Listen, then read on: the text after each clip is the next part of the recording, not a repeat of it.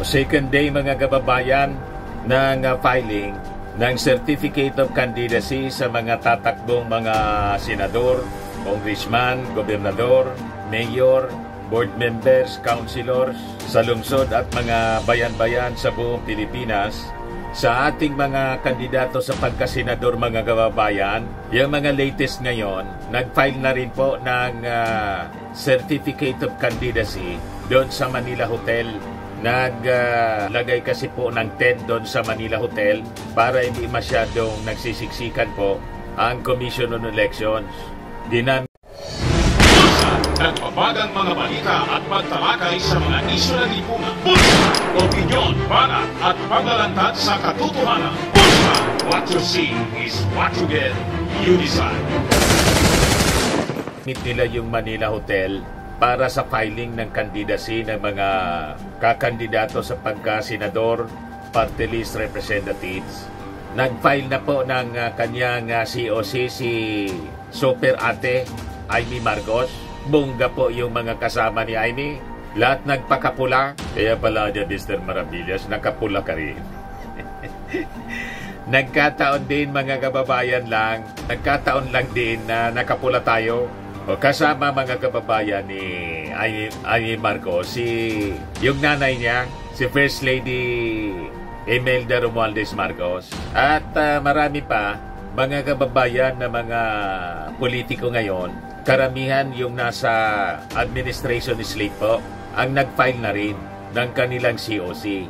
But before ko mga kababayan ibigay sa inyo yung mga detalye ng mga balitang yan at discussion natin ng mga issue sa politika, click subscribe muna dito sa ating YouTube channel and hit the notification bell para lagi po kayong updated sa mga kaganapan dito sa ating bansa.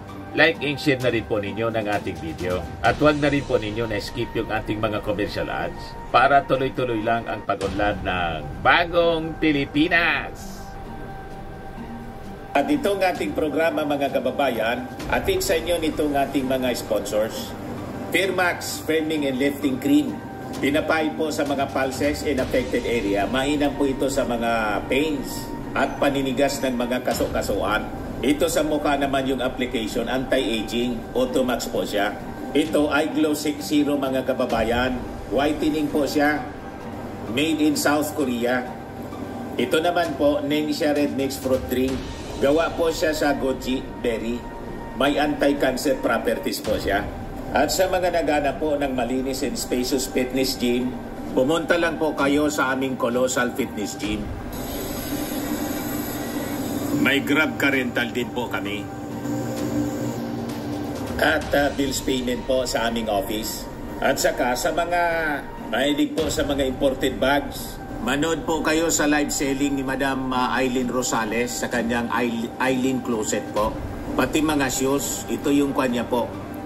Ito yung kanyang page.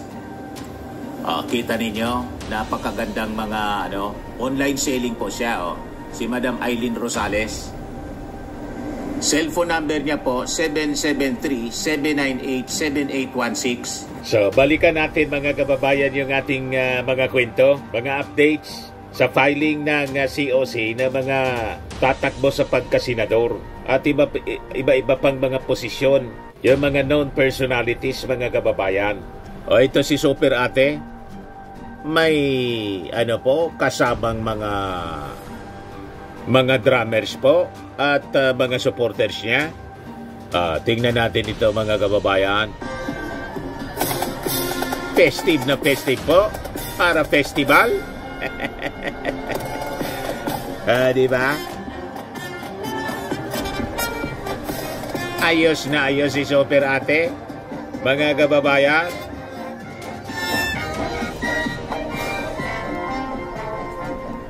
Piyestang-piyesta yung dating po. Kaya lang mga kababayan, ayaw niya na dumikit sa alyansa ng Bagong Pilipinas. Tatakbo daw siya na independent. Kasama po si Mrs. Imelda Romualdez Marcos, siyempre, bilang nanay. Hindi na lang mga kababayan paabot ng reaksyon si Mrs. Imelda Marcos sa naging desisyon ng kanyang panganay na dumistansya sa kanyang anak na Pangulo na si President Bongbong Marcos. trinay ng mainstream. Nakunan sana si Mrs. Imelda Marcos ng panayam kung anong masasabi niya. Hindi na po nagpa-unlock ng interview. Ito po si Mrs. Imelda Romualdez Marcos. Full story ng balitang yan, click subscribe muna dito sa ating YouTube channel and hit the notification bell para lagi po kayong updated sa mga kaganapan dito sa ating bansa. Like and share na rin po ninyo ang ating video at huwag na rin po ninyo na skip yung ating mga commercial ads para tuloy-tuloy lang ang pag-unlad ng Bagong Pilipinas. Sa mga nagana po ng malinis and spacious fitness gym, pumunta lang po kayo sa aming Colossal Fitness Gym. We also offer Grab Car Rental with our brand new 2023 model ng Toyota Innova. We also accept booking for those who are planning to travel via PAL, Cebu Pacific, and other airline companies, local and international, and bills payment for Meralco Bills, Aleco Bills, PLDT, etc. Ang Colossal Fitness Gym is located at 3rd floor Security Bank Building, Lanco Business Park, Legazpi City, Albay. For inquiries, look for Gilon Maravillas, contact number 0966-802-0949. Yan po yung aming Innova. Lagi na pong matao sa amin.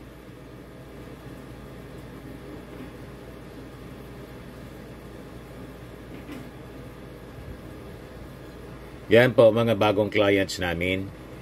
Napakaganda at colorful at napakalinis ng aming gym po. Pati mga foreigners po pumupunta sa amin, mga British tourist po sila dito sa Legazpi. Na-set up na rin po yung aming mga brand new gym equipment.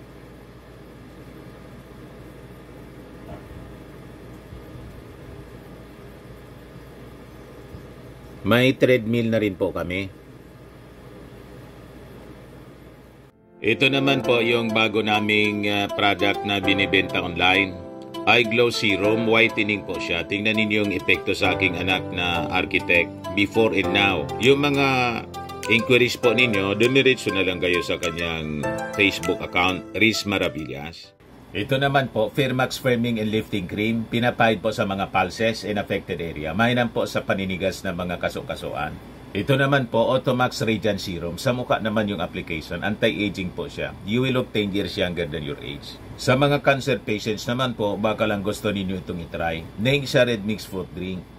Hindi mo po siya gamot, food supplement siya. Kaya lang, gawa siya mga kababayan sa goji berry. Yung goji berry may anti-cancer properties. O ngayon, yung mga inquiries ninyo, dumiritso na lang kayo sa aming messenger sa Facebook para masagot namin agad. Ayos pa? Ayos na ayosan niya, Mr. Maravillas.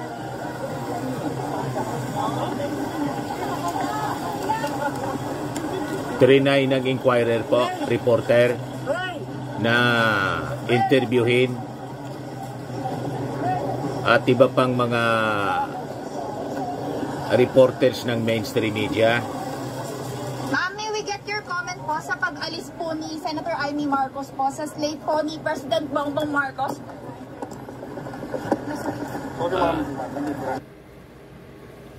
She did not respond, Anya, sabi po ng inquirer. Siyempre, bilang nanay, at ganun yung ugali ni ganun talaga yung ugali ni Mrs. Imelda Marcos. At bilang nanay, siyempre, lahat mahal niya. At na normal naman po yon sa mga anak ang may tinatawag na siblings rivalry. Tama ba?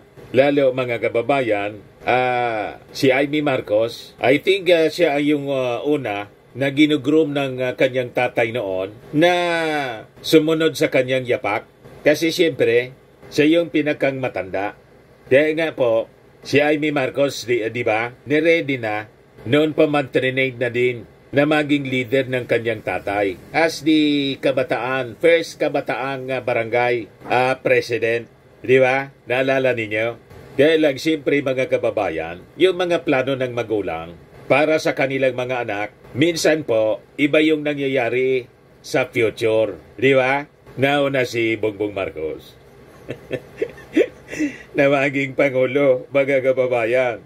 At noong 2022, nang tumakbo mga kababayan yung ating Pangulo, finally decided to run for President, o na 2016 na Vice Presidente, kaya lang na smart magic, Ang sabi noong 2016, ang nag-handle ng kampanya po, si Super Ate. Kaya lang dito sa 2022 election, iba na yata yung nangampanya. Kaya naging campaign manager po. Narinig ko yung kwento po ni political analyst Ronald Llamas na in 2022 election na niya, kahit doon sa headquarters, hindi umapak man lang doon si Super Ate. Kasi iba na yung nagpapatakbo ng kampanya. At malamang ito yung dahilan kung bakit mabigat ang loob ni Super Ate. Ito yung pinag-uugutan niya, mga kababayan, kung kaya kahit sinama siya ng ating Pangulong Bongbong sa alyansa ng Bagong Pilipinas, nag-announce si Super Ate na nagdesisyonan niya ako to run as independent. May sama ng loob kasi po ang nakapaligid daw sa ating Pangulo, mga demonyo.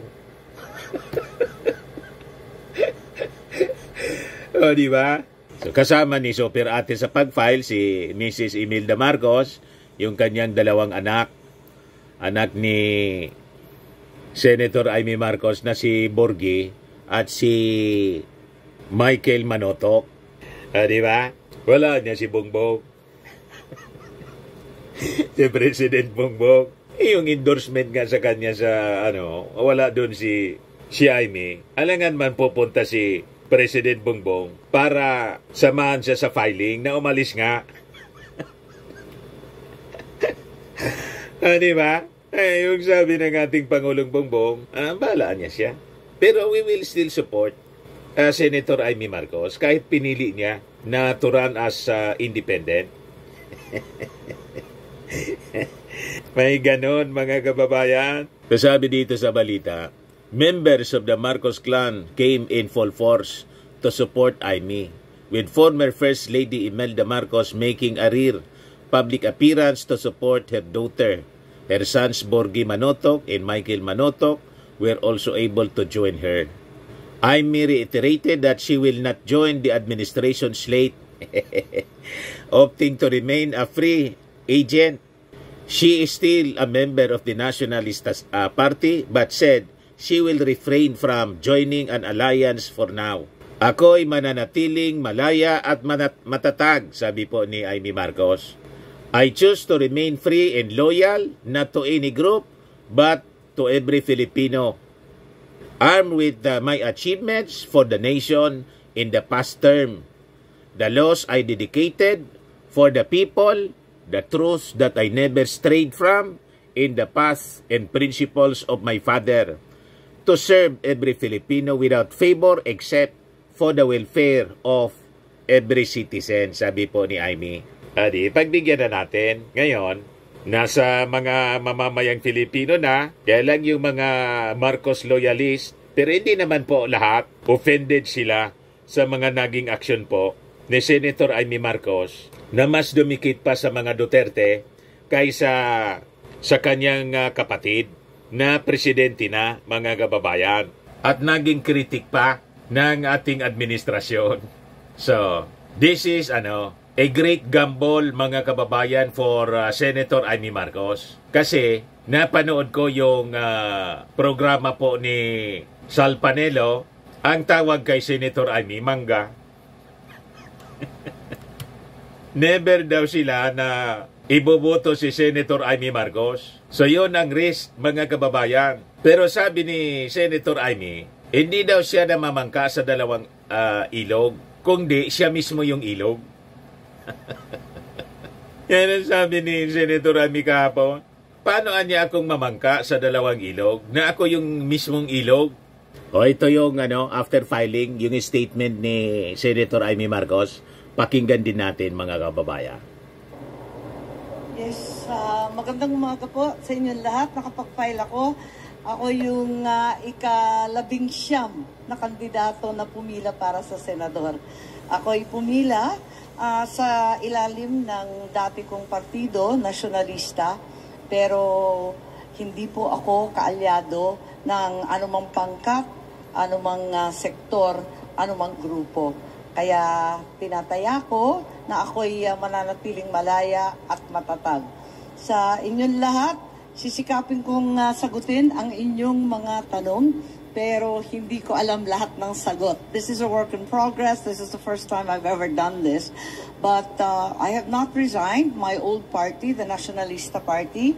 And the only thing is that I will not constitute a part of the administration alliance to allow me to work together with every sector to be able to cross the line and to get things done.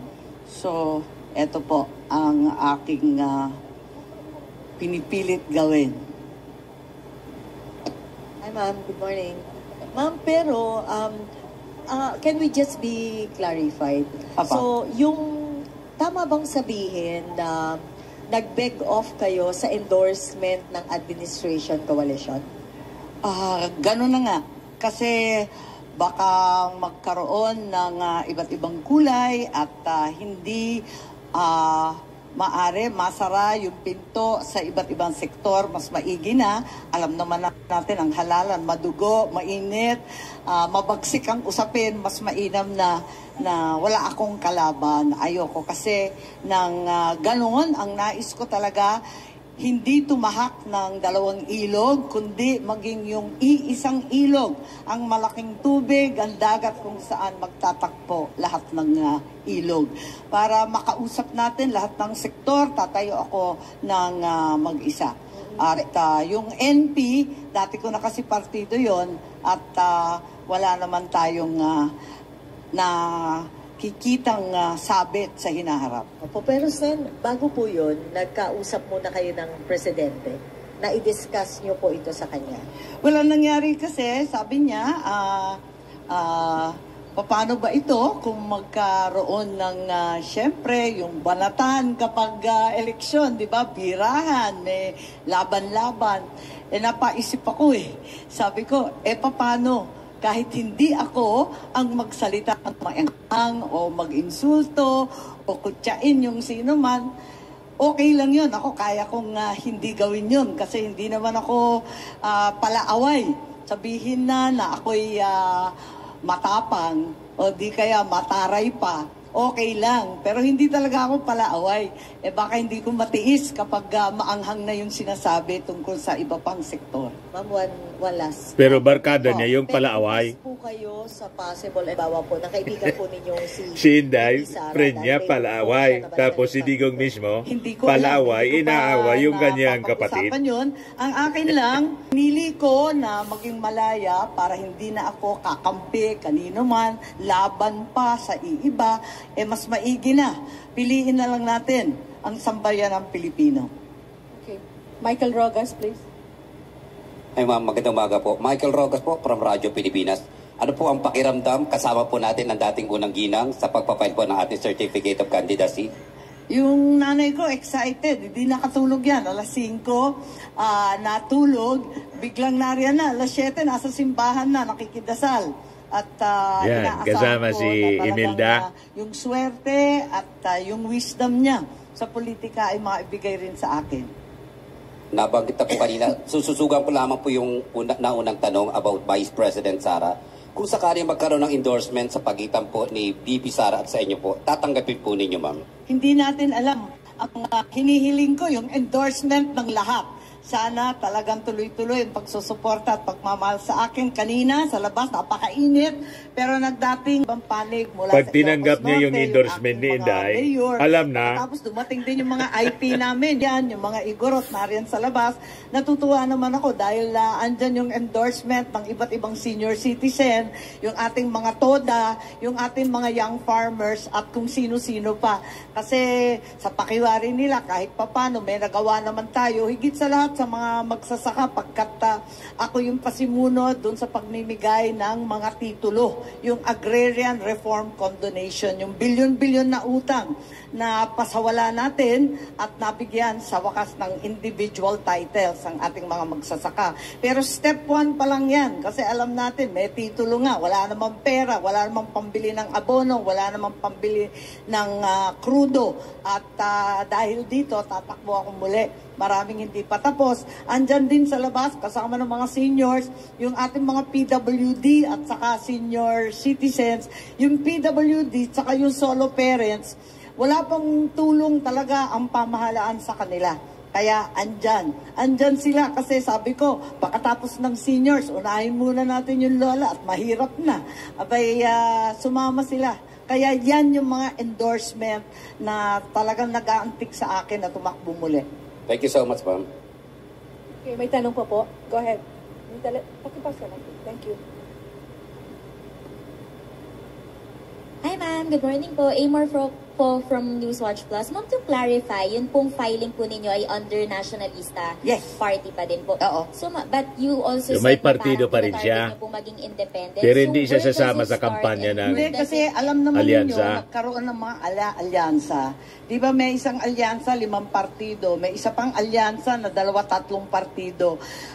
Sa akin, mananatili lang ako sa partido ko dahil doon naman ako mulat sa poll at hindi na ako makikipag-alyado kasi parang gumuguhit ka ng linya. Ayoko nang ganun eh. Gusto ko kausap ko lahat na makipagbate sa bawat isa at higit sa lahat may magawa. It's very, very important to me that I am able in every case to cross the line and to be able to speak to each and every sector and finally get the work done. Nagawa na rin natin yan, nagsimula dun sa ayuda. Kung maaalala nyo, yung konsepto ng ayuda talagang taliwas sa isipan natin.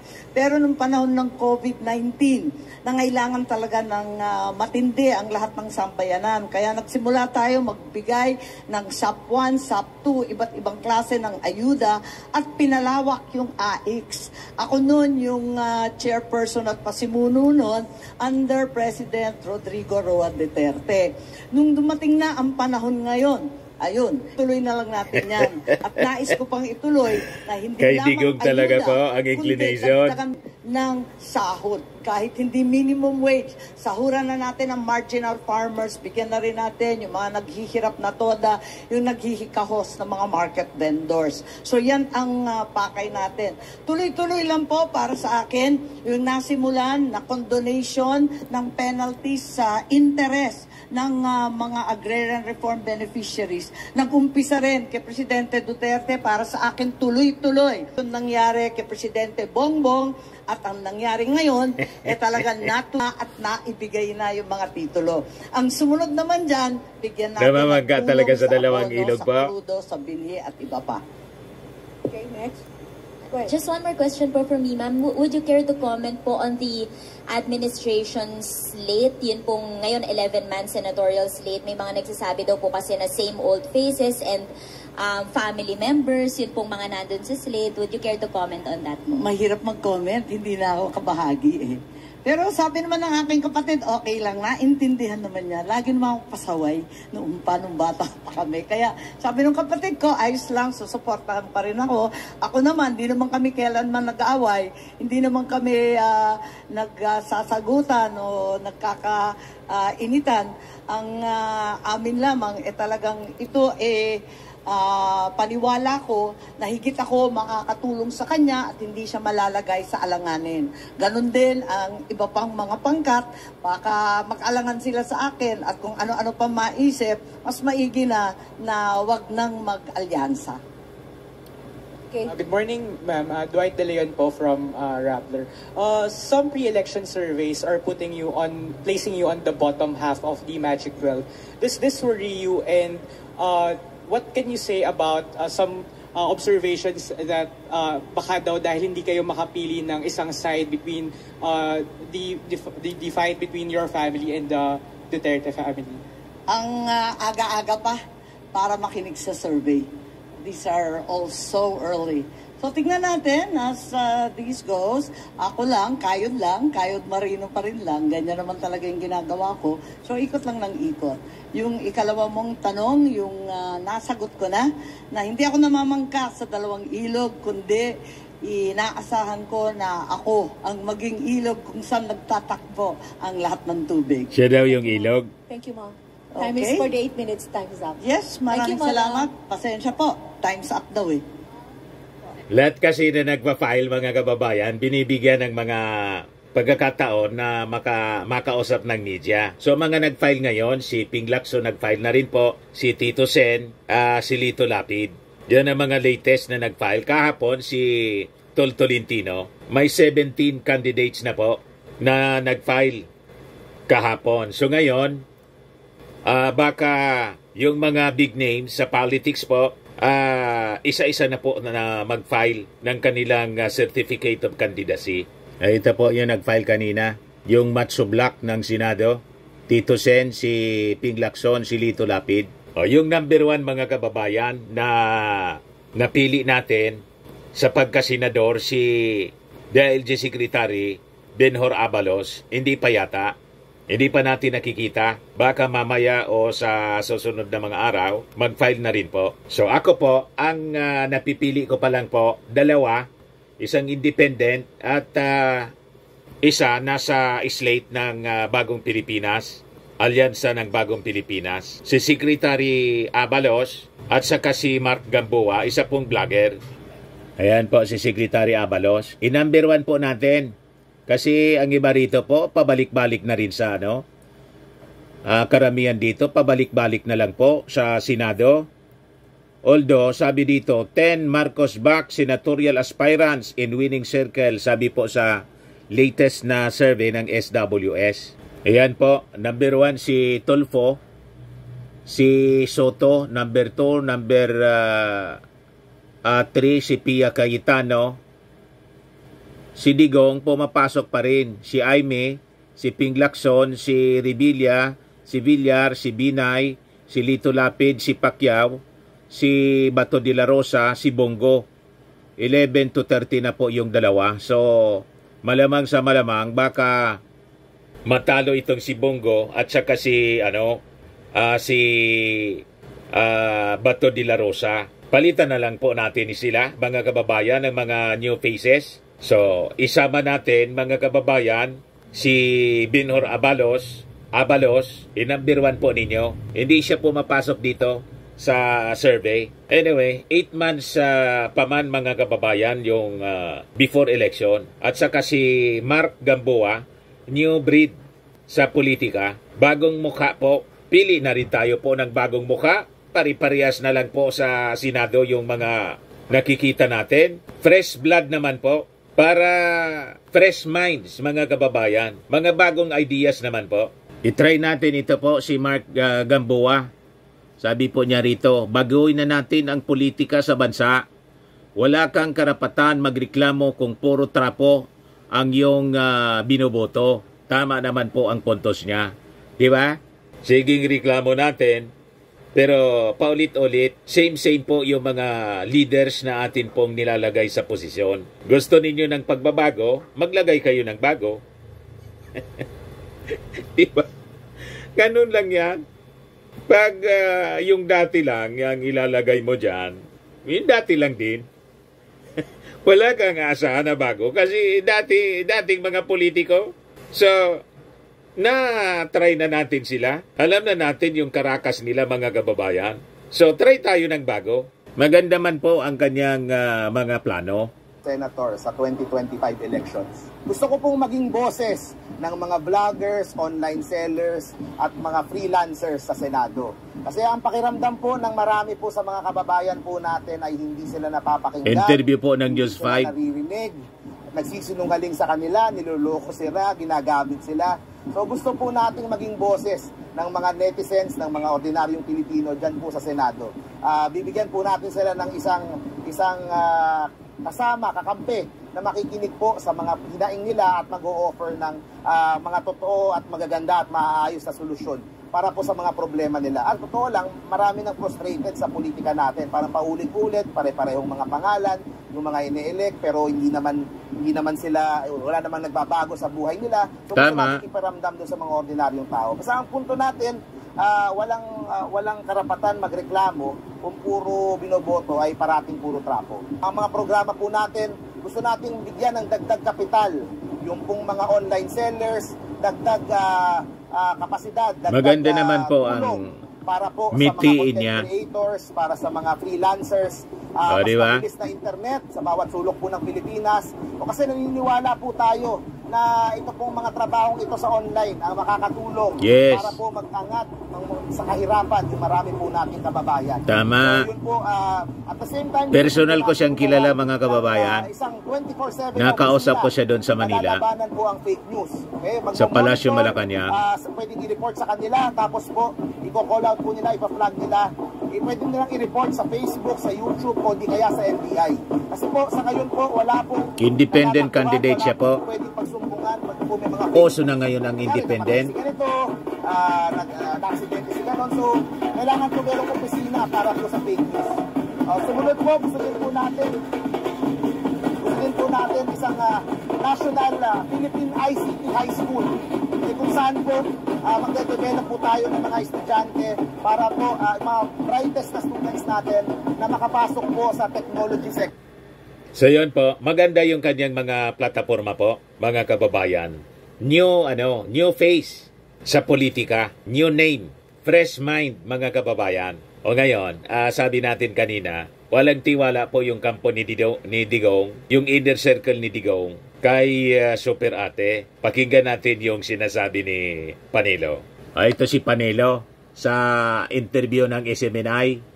Yung pagka-hipokrito niya, nagpapanggap. Itong Papanggap daw si Super Ate? Talagang namamangka ito sa dalawang ilog. Pero mo, gusto niya makakuha ang boto ng mga Marcos, gusto niya makakuha ang boto ng mga Duterte. Sabihin niya, independent. Kaya ho yan nag-i-independent kasi nabash siya sa social media. Kasi binibira niya yung administrasyon eh.